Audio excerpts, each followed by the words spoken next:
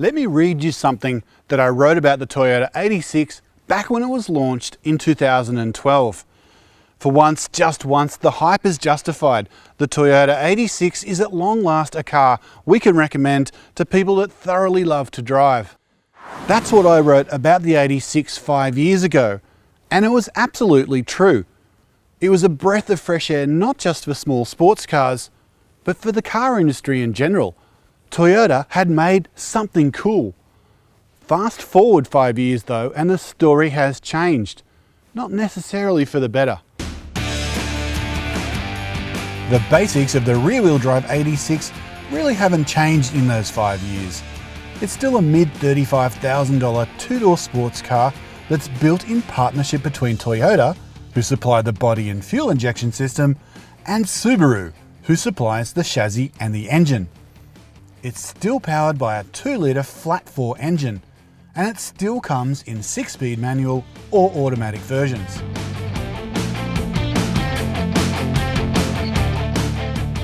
Back here there are new LED taillights and an aluminium spoiler, while underneath Toyota has added extra metal to the body to stiffen up the rear end.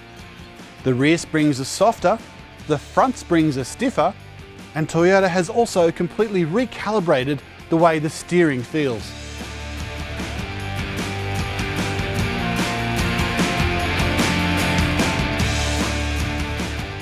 In here, Toyota has updated the dash dials and the multimedia system. Still no Apple CarPlay or Android Auto though. It's also added the smallest steering wheel ever fitted to a production Toyota. But what's more significant is what it hasn't changed.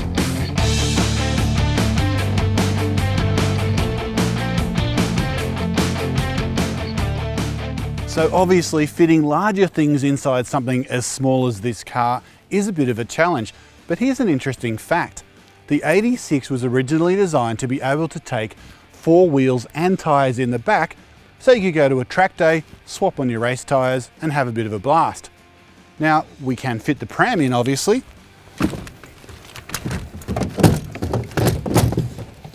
but one small problem. We now can't fit a kid in. The 86 sells pretty well in Australia, and it does okay in Japan, but that's about it. Sales in the US have flatlined, while Europe just isn't that interested in it either. As a result, Toyota's head office really isn't all that interested in radically overhauling a car whose annual sales in Australia are achieved by a Corolla or a Hilux in just 1 month. So the car that was such a breath of fresh air in 2012 has basically been left behind and superseded by something that's no longer really up to the task. The engine still makes exactly the same amount of power as it did before, despite a couple of revisions, and it's still underpowered. The 86 feels like you can handle another 10 or 15% more power with ease. You'd get a little bit more out of the car that way. And the automatic gearbox that's linked to this particular version of the car just doesn't suit it at all. It's very soft and very slurry.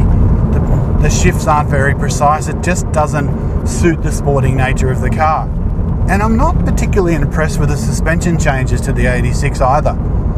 What Toyota seems to have done is made almost a boulevard cruiser out of the car, whereas before it was very direct, very pointed, and very sporting in its nature. That was the point of the car. I understand why they've done it, because it's a more comfortable ride for everyday conditions.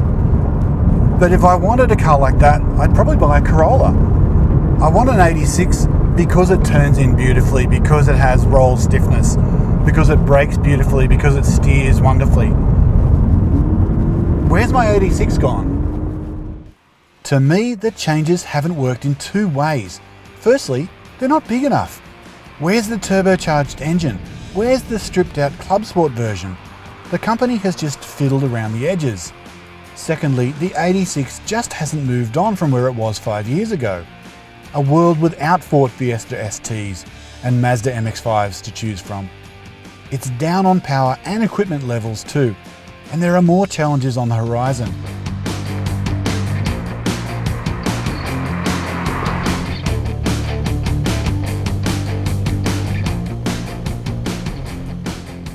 When the 86 was launched in 2012, I was desperate to get a hold of one.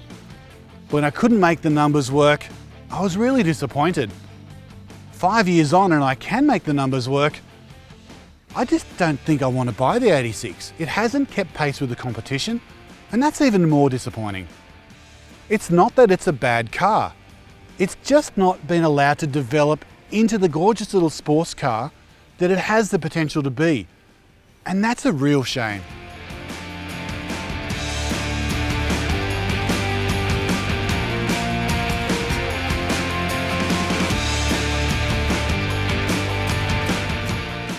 And to read the full review, you can click on the link right here.